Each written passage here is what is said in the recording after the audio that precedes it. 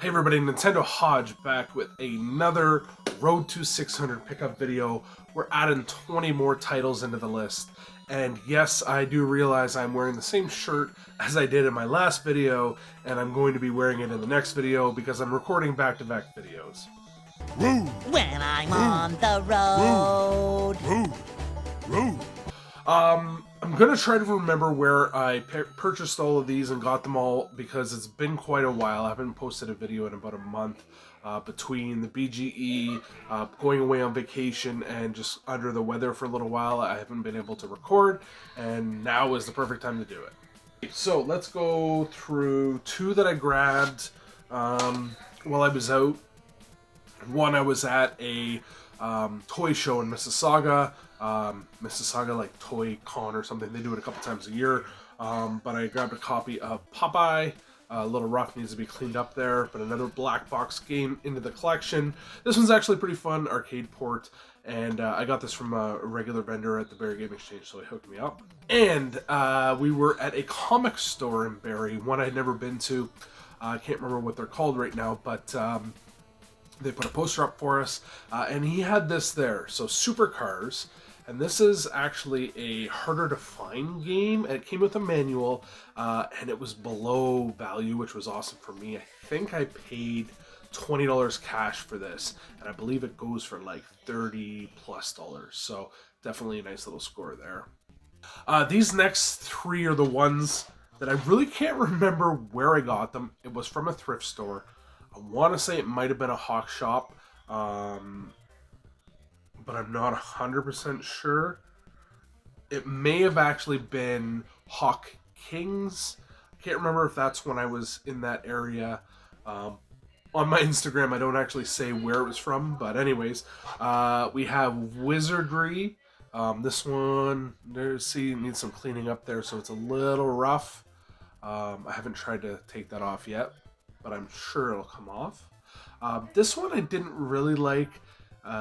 Basically D&D from what I remember. I'm sure if you sat down and played with it, it would be better and you'd get used to it, but I did enjoy it. We have WWF WrestleMania with the Hulkster on the cover. What could I say, brother? Honestly, not a very fun wrestling game. I'm not big on the wrestling games on the NES. They're just, I don't know. I just can't get into them. I love wrestling games, especially the N64 era. These ones just don't do it for me.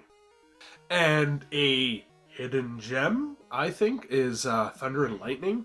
It's basically Ball Breaker with the platform that goes back and forth. And you have the ball hit up, and you have to clear the stages by getting rid of all of the bricks. Or Brick Breaker? I said Ball Breaker, I think.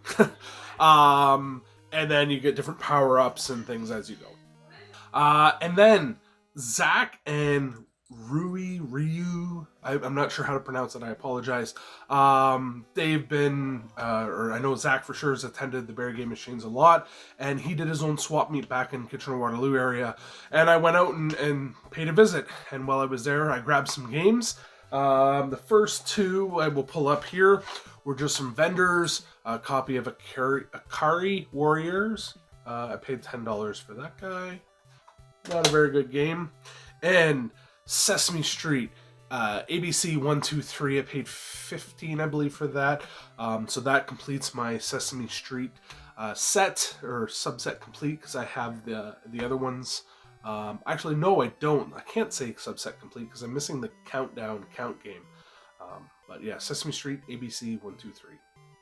While I was at that swap, I did pick up some more, but I'm going to do these ones first, because the some more deal that I did was some of the higher quality games. But I stopped in at Video Game Buzz, and Marty wasn't in, but his coworker was there. I traded some stuff in, and I grabbed a few games while I was there. And we have Heavy Shreddin'. To me, I still prefer skiing, the black box skiing game, over this one.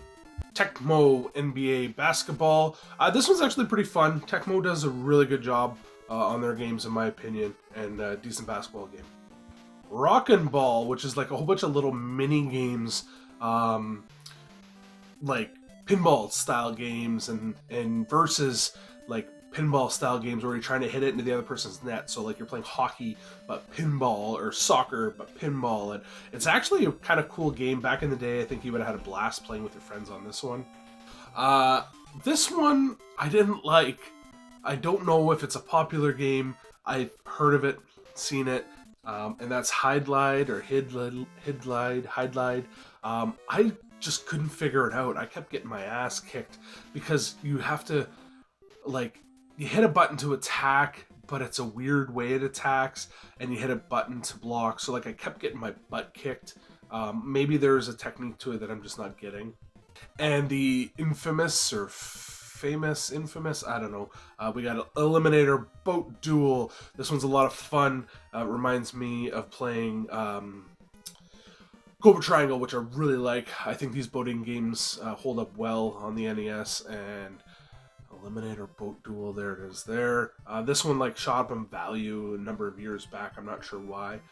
But all these ones that I'm showing you from Video Game Buzz were traded, so it didn't cost me anything.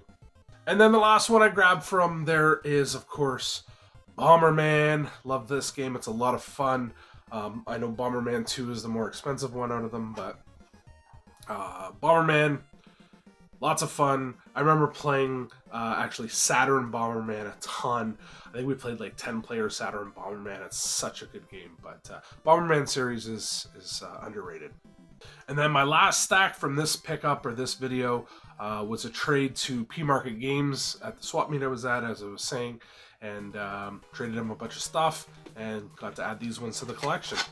Bad Street Brawler. I actually like this, where you're fighting, walking up the street, just like a beat 'em up. Lots of fun, in my opinion. We have Baseball Stars 2. I like the first Baseball Stars. Honestly, I don't know what the difference is between 1 and 2. I'll have to do some more investigating in that, but definitely a fun baseball series, probably one of the better ones on the NES.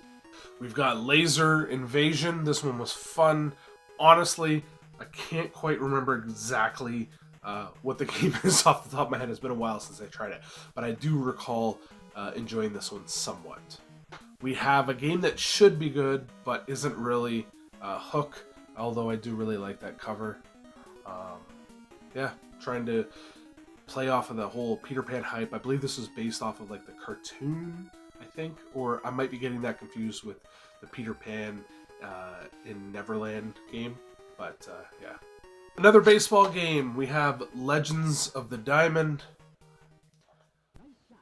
Just another baseball game. This one was also a little higher price for whatever reason. And then the last two, we have Conquest of the Crystal Palace. I love this. This was tons of fun. This is one I could see I could sink some more time in.